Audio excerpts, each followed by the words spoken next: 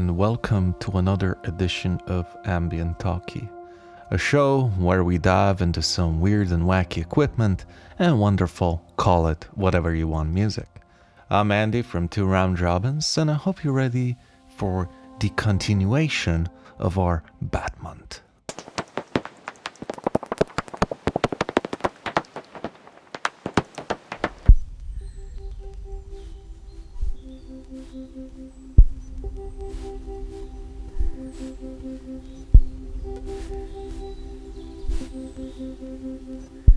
So, last time on the episode, I presented a bit of gear that I used to capture echolocation calls and chirps from these wonderful creatures.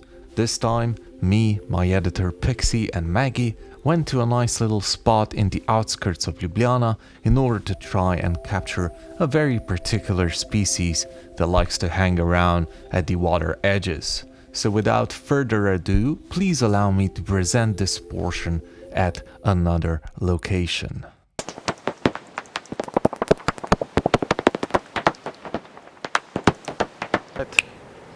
Go. So, hiya.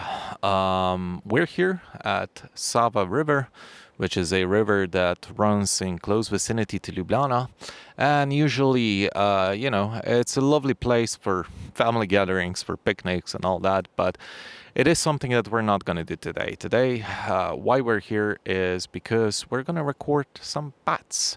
We're going to see what bat diversity this particular area focuses on, or at least has. And yeah, it's a bit humid, it's a bit warm, it's a bit too warm for my own taste, but you know what? It's pretty good for the insects. And, in that case, it's pretty good for the bat because they do have something to eat.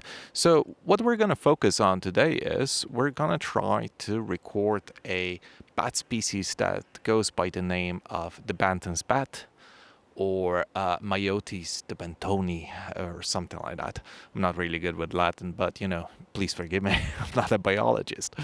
But anyways, now the Daubentonese bat is a lovely, quite common species in the Europe and Asia, and usually they roost at the edges of water. So we're talking about at the edges of streams, rivers, ponds. Whenever there's a body of water, you usually might find the Daubenton bat hanging around. Let's say an hour after sunset, they might come out and they hover very, very close to the water's edge, or very, very close to the water, very low, like a little hovercraft. And they eat insects, which, like most insectivorous bat species do. And like most insectivorous bat species, especially this one's in Europe, the Daubentonese bat also uses echolocation, which is a way how it sees or how it moves around. It's also the way how it hunts prey.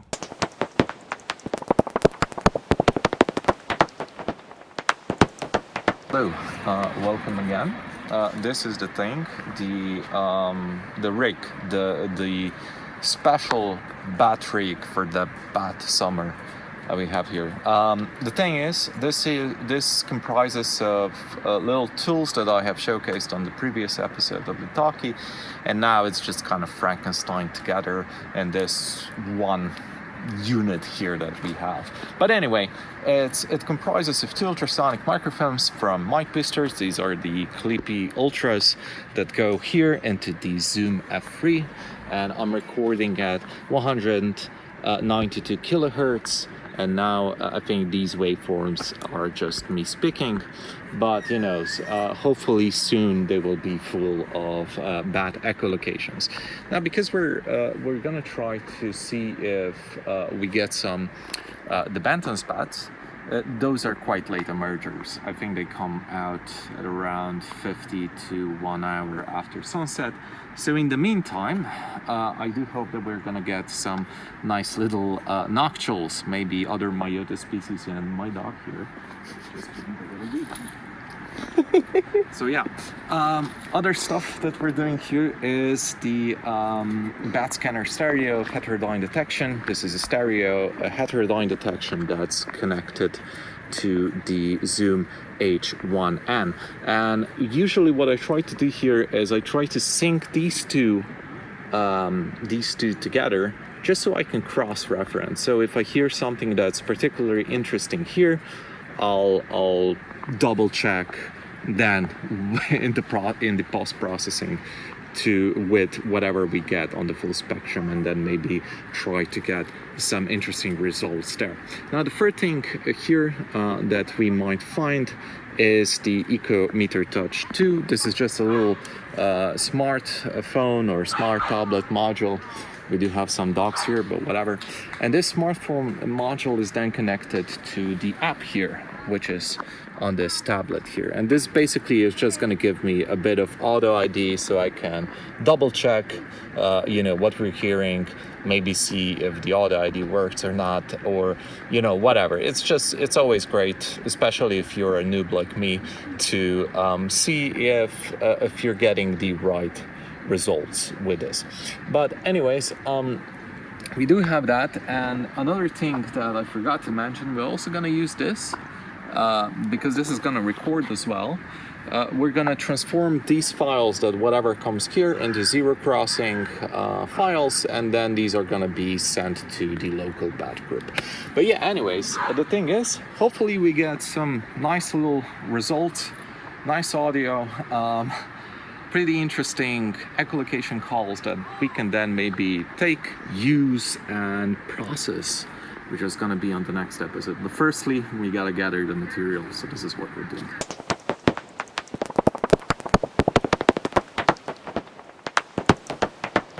There we go, first emergence of the night.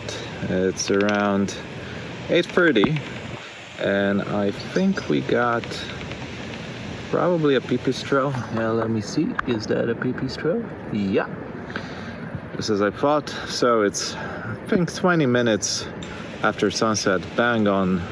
Usual, the emergence time is around 20 minutes for these guys particularly. So yeah, I'm gonna push this into the recorder and we can start our little session for tonight.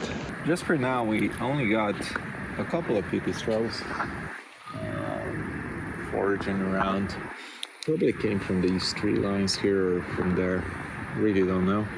But the main actor or protagonist for tonight's session should be the Daubentonese bat. I think since they... Something's happening. Oh yeah. You might have something. Okay, so it's around 40. These are just the cool pipistrelles or myotis. Oh, this is a noctule. This is probably a noctule, so quite a lower little, like a sonar, like a little submarine. 44, this is just a pipistrelle, probably a common or a Cole's pipistrelle, and then there's going to be a downward sweep. These are just the pipistrelles, and let's hope that the noctule makes an appearance again. Even though we got a few decent passes from the pipistrelle family and a couple of low noctule banks, we were still hoping for an appearance of our watery friend, the Daubentonese bat, and I think we might have spotted it gliding along the water. But there's one there. That's so cool. All right. No lovely boys on the river, but there's one. Look at him. Look at him go. Aim. Right there on the... Ah, there he goes. Very close to the water's edge. Oh, yeah. Oh, that's a myotis. I actually heard it.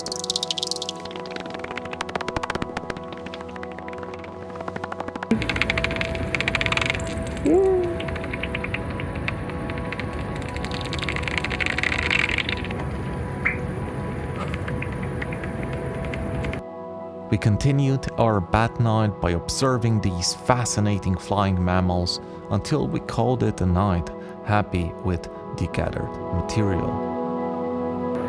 I think that does it for today's episode on in the field with a lot of bats, with some bats at least. So there we go. I'm sorry, little pipistrelle there. So yeah, we got something. We got a few noctules. We got this little boy here. And I think we got a few daubentons.